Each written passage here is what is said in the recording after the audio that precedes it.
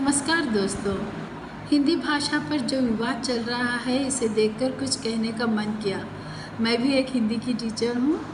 जब तक मैं बैंगलोर में थी 2002 से 2017 तक, तब तक मैं हिंदी पढ़ाया करती थी वहाँ पर, द्वितीय भाषा, सेकंड लैंग्वेज। जब से मैं तमिलनाडु आई हूँ 2018 में मैं यहाँ पर आई, उसके बाद थोड़े दिन मैंने काम वाम नहीं किया।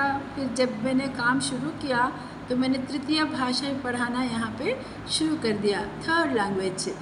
क्योंकि सेकंड लैंग्वेज तो सीखना संभव ही नहीं है यहाँ के बच्चों के लिए। थर्ड लैंग्वेज भी वो बहुत ही कठिनाई से पढ़ लेते हैं। यहाँ के अभिभावक जो हैं, पेरेंट्स जो हैं, उनको अपने बच्चों को हिंदी पढ़ाने का बहुत शौक़ है। जब वो क्योंकि पेरेंट्स बाहर मुल्क में जाके काम करते हैं, विदेशों में काम करते हैं, या तो भारतीय सैनिक मीन्स बॉर्डर फोर्स में काम करते हैं, तो उन लोगों ने देखा है कि हिंदी की कितनी आवश्यकता है, तो वो चाहते हैं कि उनके बच्चे हिंदी पढ़ें, सीखें। पर हम लोगों को, टीचर्स को, हिंदी उनको पढ़ाने में बहुत कठिनाई होती है। हम तो बस बाइलिंग जैसे के हिंदी से इंग्लिश में ट्रांसलेट करके उनको समझा देते हैं, थोड़ा मगअप कर लेते हैं बच्चे, या तो कुछ टैक्टिस से वो क्वेश्चन आंसर्स या जो भी है प्रश्न पत्रिका में जो प्रश्न आते हैं उनको वो सॉल्व कर लेते हैं, लिख लेते हैं। पर भाषा बोलना, तो उनको अगर उनको 10th स्टैंडर्ड में भाषा दी गई लिखने के लिए, तो वो कैसे लिखेंगे? उनका स्कोर जो है कम आ जाएगा, बिल्कुल रिड्यूस हो जाएंगे उनके मार्क्स। हिंदी भाषा अगर वो 10th स्टैंडर्ड में लिखेंगे तो वो कैसे स्कोर कर पाएंगे? इस बात को समझना चाहिए ना। ऊपर आप बैठकर सरकार बन गई है आपकी, तो आप जो चाहे लागू कर देंगे, ये करो, वो करो, ऐसे करो, वैसे करो। क्या आप वहाँ पे जो बैठे हैं वो लोग तमिल बोल लेंगे, या मलयालम बोल लेंगे, या कन्नड़ बोल लेंगे, या तेलुगु बोल लेंगे? लिखकर बोलना, स्पीच देना, वणक्कम कहना आके यहाँ पे तमिलनाडु में, ये बड़ी बात नहीं है। आपको समझना चाहिए, कुछ भी कानून बनाने से पहले वहाँ की व्यवस्था के बारे में सोचना चाहिए, वहाँ के लोगों के रहन सहन के बारे में सोचना चाहिए, तभी जाकर बिल्कुल हम कोई भी चीज़ को इम्पोज नहीं कर सकते किसी पर भी। अब मुझे रोटी खाना है तो मैं रोटी खाऊंगी, या मुझे रोटी नहीं खाना है तो मैं नहीं खाऊंगी। कोई मुझे फोर्स नहीं करता है कि तुम्हें रोटी ही खाना है, खाओ खाओ खाओ करके। कैसे खा सकती हूँ मैं जब मुझे पसंद ही नहीं है? तो हाँ, मुझे रोटी पसंद है तो बिल्कुल मैं उस चीज़ को खा लूँगी। ऐसे ही है ना भाषा भी, या कोई और चीज़ भी हो। हर चीज़ में पता नहीं सरकार अपनी टांग क्यों अड़ाती है।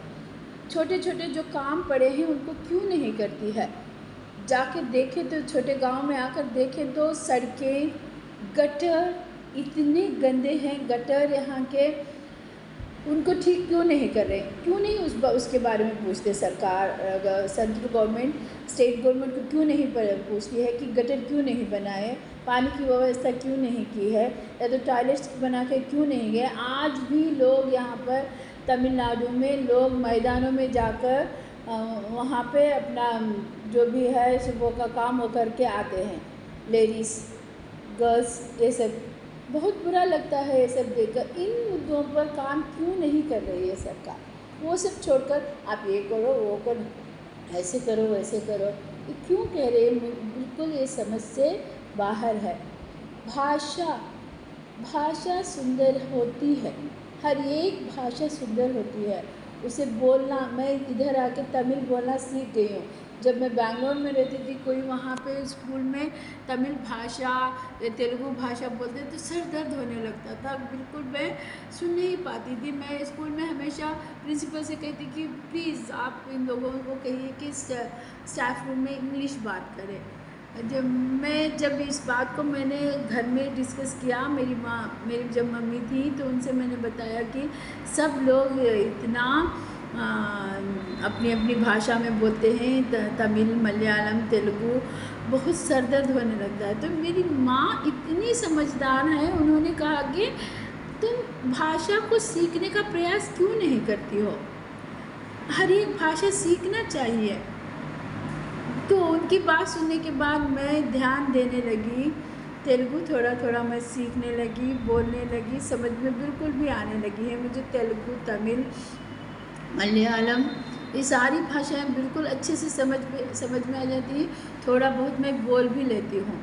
जैसे मैं कर्नाटक से हूँ तो मैं बहुत अच्छे से कन्नड़ पढ़ लेती हूँ, बोल लेती हूँ सब। मुझे हिंदी, इंग्लिश, तमिल, कन्नड़ा ये सब भाषाएं बहुत अच्छे से आने लगी है। कन्नड़ तो मेरी अपनी जैसे कि मेरे स्टेट की लैंग्वेज है तो वो मैं बहुत अच्छे से बोलती हूँ।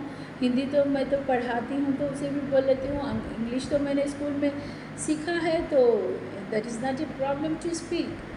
तो I speak very good English, that is not a problem.